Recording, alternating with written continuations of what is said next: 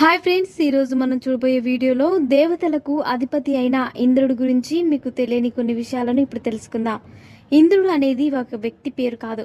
ఎవరైతే ఇంద్ర పదవిని పొందుతారో వారిని ఇంద్రుడు అని అంటారు. అంతేకాకుండా ఇంద్ర పదవిని ఎవరైనా పొందవచ్చు, కానీ వారు 100 అశ్వమేధ యాగాలు చేసి ఉండాలి. అలా ఎవరైతే 100 అశ్వమేధ యాగాలు చేస్తారో వారికి ఇంద్ర పదవిని ఇస్తారు. అంతేకాకుండా ఇంద్రుడు ఎంతోమంది మునుల యొక్క తపస్సుని భగ్నం చేశాడని మన పురాణాలలో చెప్పబడింది.